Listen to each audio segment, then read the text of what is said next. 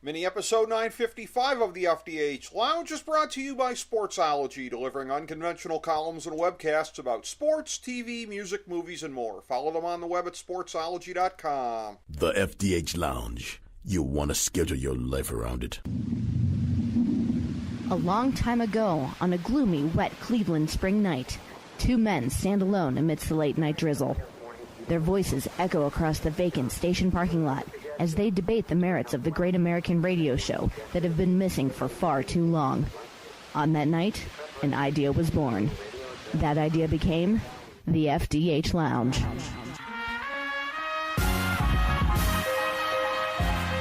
Welcome to the FDH Lounge. Hello, everyone. Welcome to mini episode number 955 of the FDH Lounge. This is FDH Managing Partner Rick Morris here with two of our favorite guests that we've had over a period of time. We are bringing them together because the subject matter is so epic that we need both of them to really address it. It is year one of the Trump administration. Everything we've gone through, I think we've all collectively lived a decade in the last year. There has been so much that has gone on, and we're going to get some, as much as we can, I think, kind of big picture thoughts about what we can take away from the last year and what it augurs for the next couple of years going forward. Two of our favorite guests, as we say. Of course, one of them is William Cohan, tremendous author and great talking head that you can find on a lot of the great TV news and business shows. Author of such books as we've covered over a period of time and spoken with him about a number of these books on the show. Why Wall Street Matters, The Price of Silence, The Duke Lacrosse Scandal, Wall Street and the Power of the Elite, Money and Power, How Goldman Sachs Came to Rule the World, House of Cards, A Tale of Hubris and Wretched Excess on Wall Street, The Last Tycoons, The Secret History of Lazard Frères and Company. Always a pleasure to have you on the show, sir. Great to have you back on, William. How are you today? I'm great. Thank you for having me, Rick. Pleasure to have you on. And another of our favorite guests over a period of time from the great website epolitics.com, as well as being a contributor to campaigns and elections. Somebody that I have developed a tremendous cross-partisan rapport with over a period of time. Somebody who has been on since, I believe, relatively early in the Obama administration, actually, discussing various political twists and turns. I remember at least as far back as the health care bill of 2010, if not further back. My good friend, the esteemed Colin Delany of epolitics.com. Colin, always a pleasure to have you on, my man. How are you today? It's always a pleasure to join you. Thanks so much. I really appreciate the intro, and I'm really looking forward to a good conversation. I think we're going to have a very good one here. It's a pleasure getting to mix the perspectives of you two gentlemen from your various perches in covering national stories as they have been developing. And I'll start this one with you, William, and I think we'll go back and forth a little bit here. But I'll start with you as far as year one, and I'm curious how you look at it as somebody who has written as many books as you have and kind of focused on important titans from the perspective that you have. If you were looking at this from the perspective of doing a biography on Trump, what some of the things that you might take away from year one would be. I see a little bit of a dividing line here of when John Kelly became chief of staff. Maybe it's grading on the Trump curve, but it seems like things have been a little bit quieter and a little bit more like a standard administration in the time since, albeit the first 7 or 8 months were so crazy that that's really maybe not saying a whole heck of a lot. But as we've gone along, people love to talk about the shattering of norms, whether it be the family relationships in the White House, the business dealings, the ongoing situation with the Russia probe and the way that that's been handled. What are your takeaways from this journey that we've navigated over the first year, William? Well, I'll be honest. I'm still probably somewhat, as a New Yorker, in disbelief that he really is our president. I still am probably in some state of shock that he was elected, that the American people, through the Electoral College, he was able to stitch together an Electoral College win despite losing the plurality of votes by 3 million. I think given what I knew about him and had written about him in the years leading up to him becoming a candidate, what New Yorkers know about him over the years and about his projects and his financial financial difficulties, and I think I'm still in disbelief that he was able to stitch together this electoral college win and become the president of the United States. So I think that's what I bring to analyzing his first year. And I guess what I would say about the first year is that sort of everything I knew about him and feared about him has come true, and I think that hopefully other people in the country are getting to see what I think many people in New York already knew. And I think that probably the one saving grace from my perspective is that his high degree of incompetence related to the job has actually worked to the benefit of the American people. Because if he were any more competent, we would probably be reeling even more than we already are. Well, that's a very interesting perspective, and one that I would be surprised if it wasn't mirrored somewhat by Colin. And turning to you, Colin, your thoughts on this? Again, I think that sense of bemusement that we're all here is widely shared, by myself included. I didn't see this coming as far as Trump's election, nor did I even initially see his nomination coming until it basically proved to be too late. So there's a lot of the same thing with me, I'm sure, with you, and I'm sure an awful lot of policy dread mixed in there as well, Colin. Oh, definitely. And we can talk about I think we should definitely talk about the actual policy changes that are happening. Things are going to have consequences. Some of them, may turn out to be a big deal in the long run and the short term. Other ones may may not turn out to be as big a deal. Some may prove incredibly consequential 10 years down the road, right? But we can cover that another time. William, I loved what you said. I think my bemusement went away pretty quick. I mean, I got started in Texas politics, right? So you get used to all kinds of improbable people managing to do things, and certainly improbable people managing to get into power. What I've really been struck by was has been the fast rise of a people-powered movement to change politics that Trump has caused in reaction to him and his policies, right? To his personality as much as the policies. But there are a lot of people out there who are feeling the real and practical effects, and certainly fearing a lot more that could happen. And all across the country, really. I was just reading an article in the Post about a group of women in a small town in eastern Washington State, which, if you know anything about the Northwest, that's a pretty conservative, actually a very conservative area. But last January, they'd organized a local women's march, got several hundred people to come, or a couple of hundred people to come, which for out there is a lot. And since then, they've been organizing to turn out the vote in the November midterms, right? People are turning this kind of enthusiasm into, I think, the potential for a whole new set of decision makers, people that may be able to come at things with a fresh perspective. Earlier this month, I did a couple of trainings and a couple of talks at a conference for Democratic candidates, most of whom were new candidates, a couple of hundred people from Maryland, Virginia, North Carolina, Kentucky, around the D.C., within driving distance of D.C. A lot of people in their 40s, 50s, 20s, 30s, across the gamut, every demographic you could think of, running for office. And I was really struck by them. You had your few who were kind of out there. You're always going to have that. But the majority of them seem like really grounded people that you might just trust to make good decisions.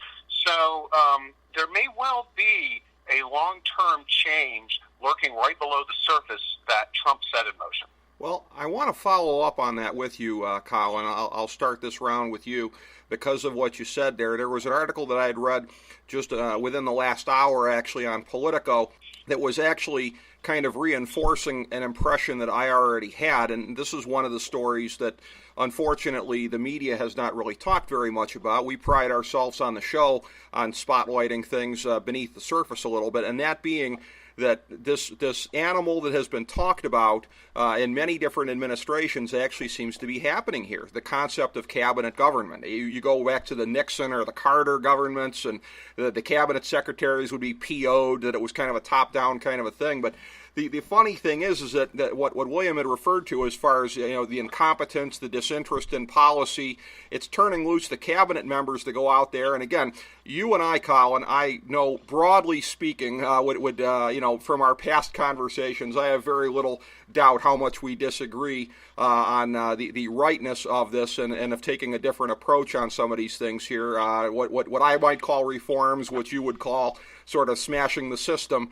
But it's an interesting thing that is really not getting much byplay out there, is that this cabinet is one of the most powerful cabinets probably that we've ever had. That's an interesting way to put it. Does black get blacker? Basically, how much darker does evil get? No. That's an interesting point. The power of the cabinet has risen in relative terms because there's so little central direction from the White House. I definitely see what you're getting at there. However, you can point to a couple of activist cabinet members, and fortunately, thank God for all of us, they're going to lead to more air pollution, more asthma, more cancer in the population. God bless them. But Zinke and Pruitt, right, are about the two that come to mind. Under the surgeon, the neurosurgeon, housing it's basically not functioning, right? A lot of programs, the decisions that need to be made simply can't be made, so grants are not going to go out. This is being repeated across the federal government. Ben Carson, thank you very much, the neurosurgeon. But yeah, it's being repeated across the bureaucracy, right? Because they haven't filled so many of these positions. Right. Some of these agencies are just paralyzed. That's not devolving power to the agencies. That's choosing to screw up the functioning of government intentionally. Well, I'll tell you what, and where I agree with you, you and I don't often find common cause on policy, but I'll agree with you. I think it's horrific incompetence not to staff at least the top levels of the agencies, because that's your eyes and ears on the bureaucracy. For an administration that claims to be so concerned about the deep state, one would think they would want people in there at the top keeping an eye out on things. One of many contradictions in the age of Trump. And turning to you on this, William, I'd love to get your thoughts on this, because, again, in your reporting and your books that you've done previously, you've done a lot to kind of go under the surface of some of the things of what the media covers, not least of which on the Duke Lacrosse case. But this is one of these stories that, to me, is being critically underreported, that whatever you think of the effects of it, pro or con, in terms of empowering these cabinet secretaries, people look at it on the surface if they think of this cabinet and they think, they're a bunch of suck-ups, they're a bunch of puppets. They go to the cabinet meetings where they're all professing their personal loyalty to Trump, and that's the only impression people seem to have of this cabinet. But it's a cabinet that, because of Trump's disinterest, his deep disinterest in policy, has a wide degree of latitude in public policy that almost seems unparalleled in recent times. I don't know, Rick. I've heard this discussion with Colin was saying what you were saying. I'm not sure I totally agree with you, because I think to some extent, a cabinet member, a cabinet secretary, can only be as empowered as the President of the United States allows him or her to be. And I think this president, because of his extreme incompetence and indifference to policy and governing, and he seems to only care about his tweeting and his headlines and how many times he'll talk about him on television. I think he is continuously undercut a number of key cabinet ministers. I mean, he is completely undercut Jeff Sessions, right, who's his attorney general. Yes. I mean, how many times, have we heard that he wants to fire him? How many times have we heard that Rex Tillerson is either about to get fired or about to leave? So those are the two, traditionally most powerful cabinet secretaries, and both of them have completely, it seems to me, lost favor with Trump. Then this past week, we saw, I think in Axios, stories about how Trump now doesn't like Wilbur Ross.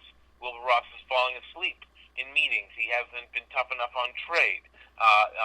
Rick Perry, Colin, you probably know Rick Perry better than Rick Perry, to me, is a total buffoon. He always has been. And then if you read Michael Lewis's excellent article, my colleague from Vanity Fair, his article about the Energy Department under Rick Perry, you see that it's completely dysfunctional. Mm-hmm.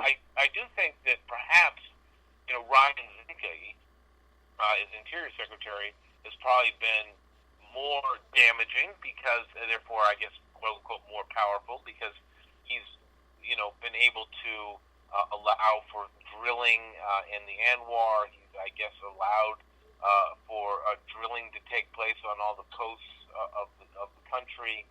He's, rescinded some of the protection of land, the Bear Monument. So he's probably done a lot of damage in his way. But it's like Steve Mnuchin. Somehow he was able to steer this tax bill into law. He probably gets credit for that. But on the other hand, he's also shot himself in the foot with several damaging media spectacles, whether it was at Fort Knox during the eclipse or he and his wife looking over a page of $20 bills that he had just signed at the currency, at the mint. And so, I don't know. I think that this cabinet is actually basically a bunch of people who are buffoons, who are disinterested, like Trump is, and frankly only did it so they could get the certificate that allows them to defer the tax on their huge fortunes. And so, I don't know. I'm not seeing a powerful cabinet. I'm not seeing a powerful executive branch at all, frankly. That's a very eloquent and effective pushback on my thesis there, William. And certainly the Tillerson example and the Sessions ones, yeah, those are the low-hanging fruit there for you because, yes, one cannot describe those two as being empowered on a policy level or anything else. So touche, certainly at least on that part. I want to stick with you and start the next round here, William, as far as that goes. In terms of a little bit of what you were talking about there, a little bit with, again, the disinterest in policy that Trump has and the disengagement which leads to, if you were to try to pin down exactly at this moment where the Republican Party stands on a lot of issues, there's maybe not a whole lot of focus because it almost sort of depends on where Trump is going any kind of the day of the week. And Congress, that's what you see on a lot of these votes that have failed in the last year and legislation that they've struggled to push, is because nobody seems to necessarily know where to go to follow the president. On the other side, the Democratic Party, as often happens in times of opposition, has been incredibly unified, as were the Republicans under Obama, and fairly effective as the Republicans were in the first term, at least under Obama, in sticking together. So when we look at this, with the midterms coming up, as Colin noted, obviously the energy and the passion favors the Democrats, which we haven't said that in a midterm in a long time, but it is the case. But I'm curious what you think in terms of looking at this, because the center of gravity on the Democratic side unquestionably has shifted to the left. I think it started first with the social issues in terms of gay marriage and where that went, and I think the economics have followed to where if you're running for president, you've pretty much got to be in favor of a $15 minimum wage, the public option for health care, et cetera, et cetera, et cetera. I'm sorry, single payer. But in terms of where this is going to go, there's the one school of thought that says the Democrats have gone too far to the left, that they're going to be a liability against the Republicans. The other theory would be, in the age of Trump being the wrecking ball that kind of proved we have no more rules, maybe the Democrats don't pay a price for this. So what are you thinking, William? Again, it's tough to be a prognosticator in the age of Trump. I never would have thought that he would win in the first place. Again, I cannot possibly imagine anything but a massive reversal of power, a power shift in November of 2018. I don't know whether that means that the Democrats will win the Senate and the House, just the Senate, just the House. But I mean, my guess is that the revulsion level of Trump about Trump and what he stands for, and how how sour people are as a result of his presidency. I cannot imagine there's not going to be a a major political reversal come November. But there are mitigating factors. The mitigating factors are, obviously, I was wrong about Trump in the first place. There are 60 million people who seem to think he's great, and lately, when you listen to the radio or on TV, and they have like the Trump person speaking, the Trump person thinks that he's doing a great job. I mean, just can't believe what a great job he's doing, and I say to myself, oh my God, I can't believe what a horrific job he's doing. Thank goodness he's doing such a horrific job, or else it would be even worse. And if the economy, don't forget, it's the economy stupid. George Stephanopoulos' great line that got Clinton elected. If in fact, the Dow continues to power forward, which I'm gobsmacked about nearly every day. I don't think we've gotten much GDP growth, despite all the blithering that comes out of the White House. I don't think that's really picked up. But I mean, people might say to themselves, because of this tax law, that I got $1,000 bonus thanks to Trump, or my minimum wage is now up to $15 an hour or something. People might actually say that they're feeling a little bit better about the economy, or they're feeling a little bit better about their paychecks, and that could redound to his benefit. As much as I find that absolutely a game of a house of mirrors. I mean, I just think that it would be extremely unfortunate if he retained some power after November 2018. I think the best outcome for the country will be that he be neutered after November 2018. Some great points there. I almost wish, not that what I wish matters in a case like this, but I almost wish that the Democrats could win the House and not the Senate, because I'm afraid that the pressure for impeachment would be great, and they would not win, right? Republicans, you're not going to get two-thirds vote in the Senate. So I almost wish that we get the House and then 50-50 in the Senate. Sounds great, because if we get 51, we'd all there's functionally still nothing we can do. On your original question, Rick, about the party pushing to the left, it is true on a number of things. The party is a good bit more left than it was. Yes. In some ways, it's more left than Obama. But at the same time, there's a generational shift happening, right? More young people are identifying as Democrats. The Bernie crowd was a mix of young people and sort of earnest, centrist, good government liberals, the kind of people who backed Bill Bradley back in the day. But I think the press really, and the punditry really overplays the ideological divide in the party. There are certainly groups that are pulling the party in different directions. My friends over at the Progressive Change Campaign Committee, I have a lot of friends in the Bernie movement.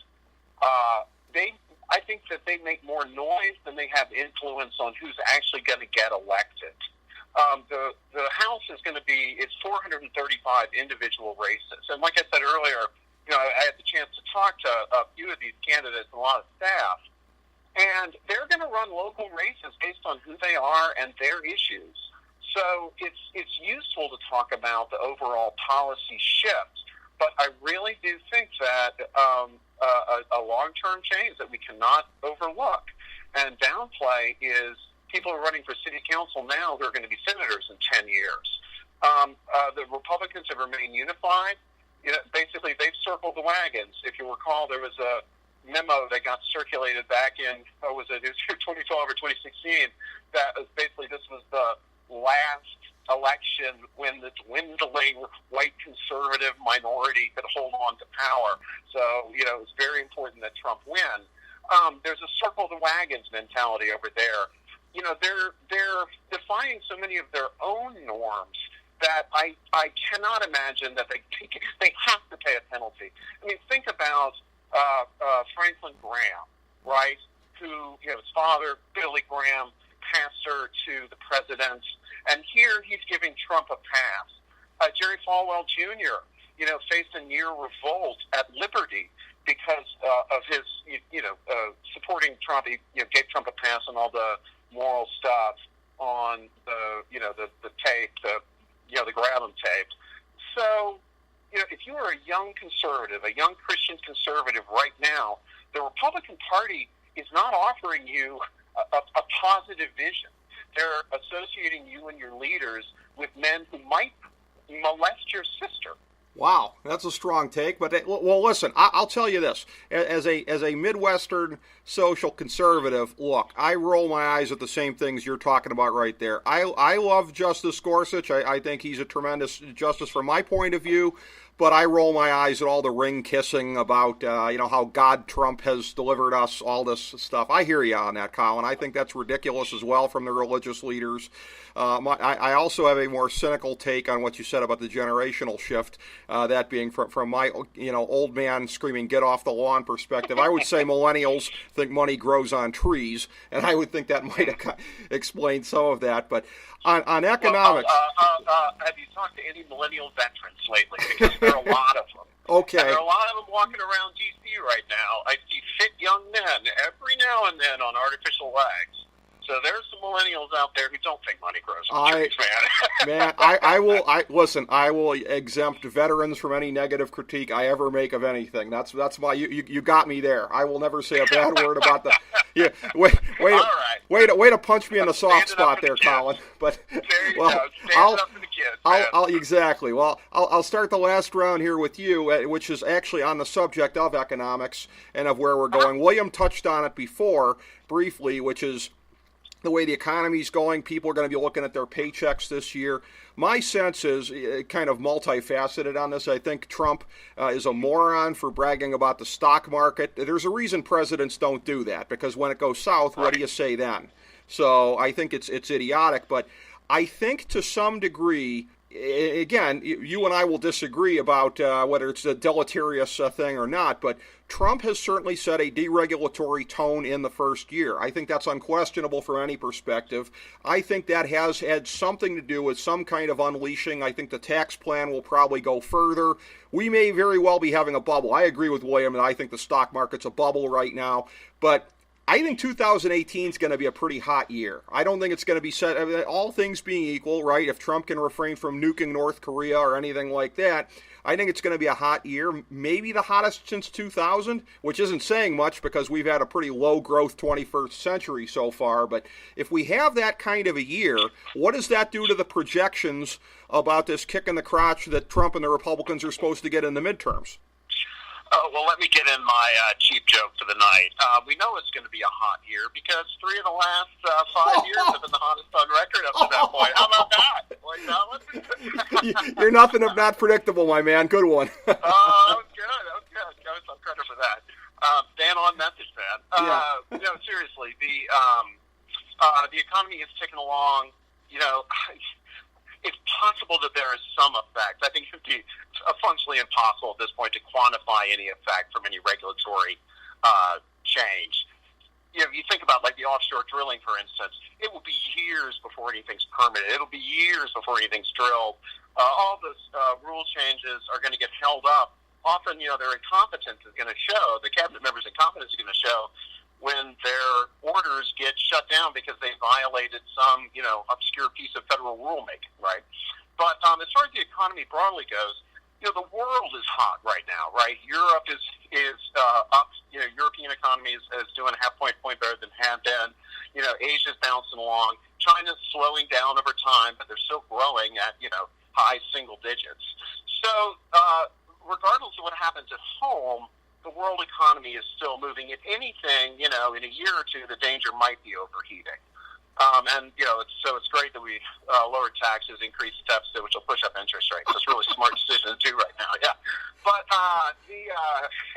but the question about the effect on the actual election. Yes. I don't know what practical effects it has to go from, say, 2.25 to 2.75 GDP growth.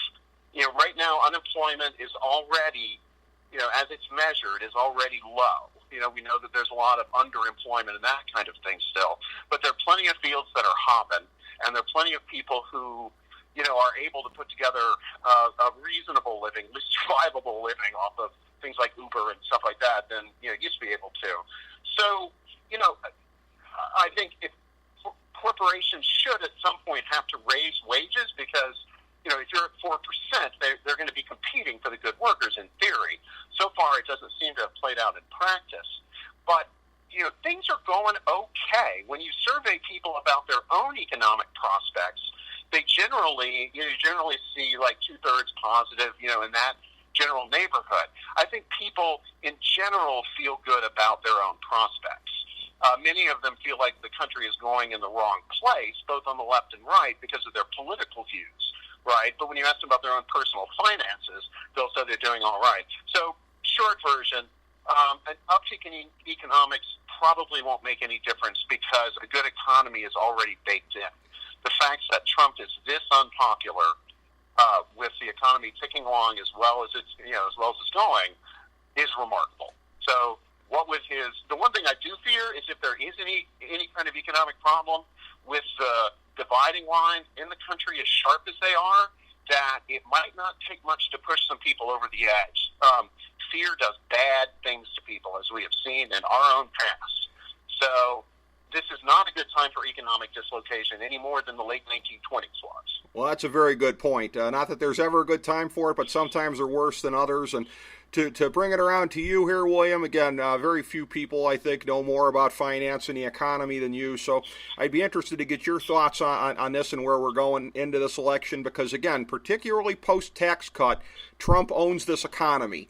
To the extent that it's an economic referendum in 2018, I would guess that's a good thing for him, but B, all things being equal, because it looks like it's going to be a good year, but that part's going to be interesting to see what it can offset on the other side of it. I had heard in the last election, and this was people saying, and we all thought, of course, Hillary was going to win, so everybody was thinking 2020 at the earliest. I heard a couple people say, gee, whoever comes after Hillary, there's going to be, if there's a deregulatory climate, that's really going to help unleash a lot of things here because of the way that things have gone in the 8 years under Obama and the strict regulatory climate that there was. Nobody seemed to think Trump was going to win. Trump wins, and some of the things I was hearing about during the election have actually come to pass. Again, how much that's had to do with the economy, some, I guess, will dispute that. But your thoughts, William, on how the economy basically could kind of change what looks to be kind of a baked-in cake for this year. It looks like it's going to be a big Democratic year, but in times of peace and prosperity, and keeping our fingers crossed on peace, of course, incumbent parties tend to do fairly well. So what are your thoughts going into the fall with that being the case? Well, I think that, the last president to sort of, to unleash, quote-unquote, the animal spirit in the economy was, George W. Bush. He had a head of the SEC, Christopher Cox, who had been a California congressman who didn't know the first thing about finance or the economy, and he basically, had what we call sort of a light touch regulatory environment. Regulators rarely showed up on Wall Street, rarely examined what Wall Street was up to. And of course, that resulted in the biggest financial crisis of our lifetimes and one of the largest in our country's history. So what are we doing? We're basically going back to that kind of free flowing, deregulated environment and extracting nothing in return for doing that. Basically, Trump is saying to his appointees at the Fed and at the SEC and at the CFTC and other regulatory bodies, he's trying to repeal parts of Dodd-Frank. Whatever you guys want is fine. We're just going to take all the shackles off. We're going to deregulate everything, as if having no seat belts and having no speed limits, and just saying, you want to drive on the wrong side of the road with a whiskey bottle in your hand? Go ahead. I mean, that's basically what he's saying now, and we've seen how this particular play ends. We saw it in 2007 and 2008 with the financial crisis. I really don't see any reason. I mean, just like then, nobody could really see where it was coming from. I mean, we had sort of cracks. We could see that perhaps the housing market was getting overheated. Yeah, I mean, so people realized that perhaps these mortgage-backed securities that were being packaged up with defaulting mortgages should never have happened. That's easy to see in retrospect. Very few people saw that along the way. And just like now, we've got the Dow at 26,000. We've got interest rates at historic lows, which create all sorts of what I call yield hunger games with people reaching for yield all over the place. This is not a healthy. It feels, oh my God, it feels like we're partying. This is, till it's 1999. But it just is not sustainable. It can change on a dime. It can change for any number of reasons very quickly, and then we'll be looking back and saying, my God, what were we thinking? And if that happens before November, then it's going to be a bloodbath. It might happen in terms of the Republican Party. If it happens, I still think there'll be consequences just because of how unpopular Trump is, just like we saw the election of a Democrat in Alabama. We've seen in various local races the unexpected has happened because just people, I think, are disgusted by this President of the United States and how disrespectful he has been of American values. Well said. That's a very interesting point as far as if there's a bad economy at the time of this election, just how brutal that could be for Trump.